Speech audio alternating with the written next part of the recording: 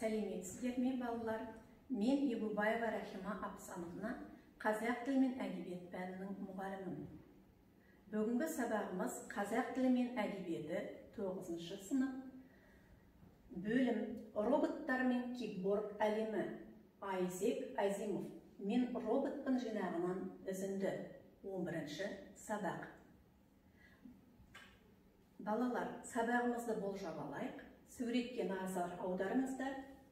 Қай сурет артық? Неге? Бүгінгі сабақпен бұл суреттердің қандай байланысы бар деп ойлайсыңдар? Дұрыс, балалар. Бұл сурет артығы пазл екен. Бүгінгі сабағымыздың тақырыбы робот технология қалай пайда болды? Сабақтың мақсаты мәтіндегі ақпараттың өзектілігін анықтау, қорытынды жасау. Жазба жұмыстарында қимыл сын бағыныңқы сабақтас құрмалас сөйлемдерді құрастыру. Бағалау критерийлері ақпараттың өзектілігін анықтайды, қорытынды жасайды, сабақтас құрмалас сөйлемді құрастырады.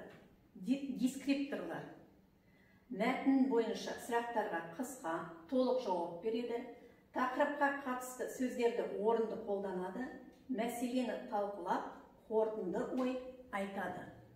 Балалар, бүгінгі сабақтың жаңа сөздерімен танысайық. Көптеген многие, мінсіз идеальный, безупречный, адамша по-человечески, бұйрық приказ, бұрыл повернись, жанды живой. Осы жаңа сөздерді қолдана отырып, дескриптор бойынша сөз тіркесін және сөйлем құраңдар. Мәтінмен жұмыс. Балалар, оқулықтарының 110-шы бетін ашып, 6-шы тапсырмамен жұмыс жүргізейік. Робот сөзі чех тілінен аударғанда еріксіз еңбек дегенді білдіретін робота сөзінен шыққан. Роботтың көптеген түрі бар. Робот жылжымайтын, жылжымалы, дербес қозғалатын, немесе жәндік түрінде болуы мүмкін.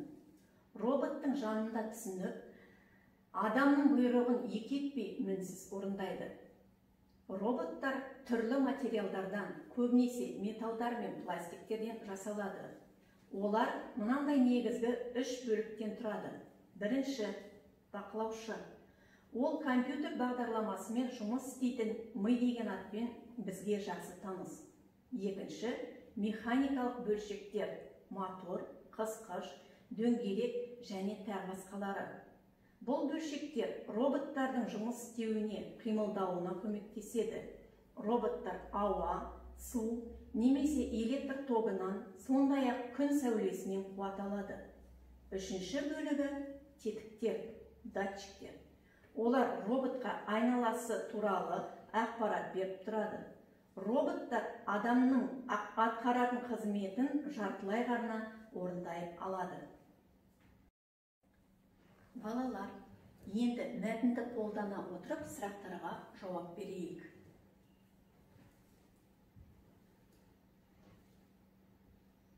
Дескрипторға назар аударыңыздар. Жарайсыңдар, балалар, жауабымен тексеріп көрейік. Бірінші сұрақ, робот сөзі не мағына білдіреді? Толық жауап, еріксіз еңбек дегенді білдіреді. Қысқа жауап, еріксіз еңбек. Екінші сұрақ, роботтар неден жасалады? Толық жауап, түрлі материалдардан, көбінесе металдар мен пластиктерден жасалады. Қысқаша жауап, түрлі материалдардан жасалады. Үшінші сұрақ, роботтар неше бөліктен тұрады? Толық жауап, роботтар 3 бөліктен тұрады. Қысқа жауап, 3 бөліктен тұрады. Жарайсыңдар, дескриптор бойынша жұмыс жүргізе алдыңыздар. Балалар, келесі тапсырма. Мәтінді қорытайық. Әр ой бөлікке тақырып қойып, негізгі идеясын анықта. Әр бөліктегі тірек сөздерді теріп жаз.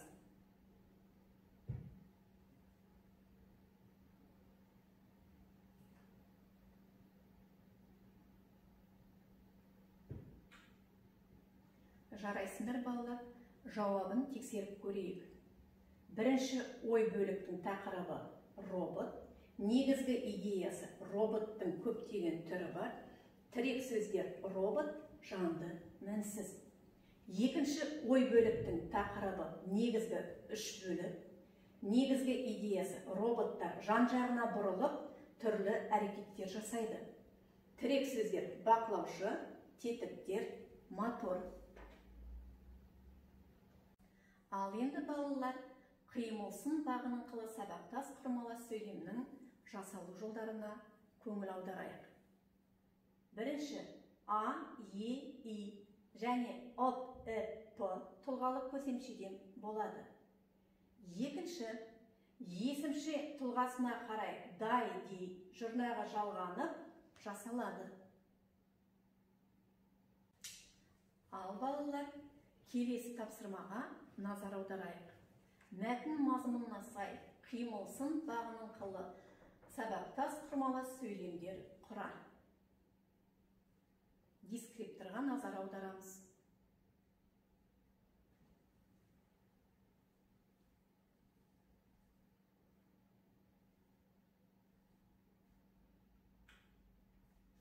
Жарайсыңдар балалар, енді жауабын тексеріп көрейік. Бірінші, робот қоршаған әлемнен әрекеттесе отырып, адамның қызметтері мен іс-әрекеттерін ішінара немесе толық атқарады. Екінші, алғашқы роботтар адамның қозғалысы мен сырт пішінін қайталап, ойын-сауық мақсаттарында пайдаланылады. Үшінші сөйлем, қазіргі кезде роботтар мен кикбордтер тұрмыстағы көптеген қызметтерді атқарып, мүгедектер мен сәбилерге қарауға көмектеседі.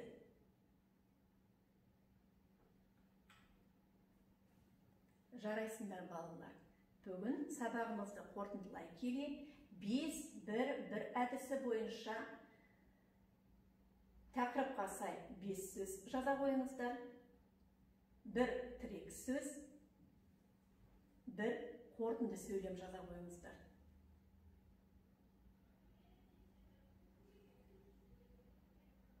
Жақсы балалар, бүгінгі сабағымыз аяқталды.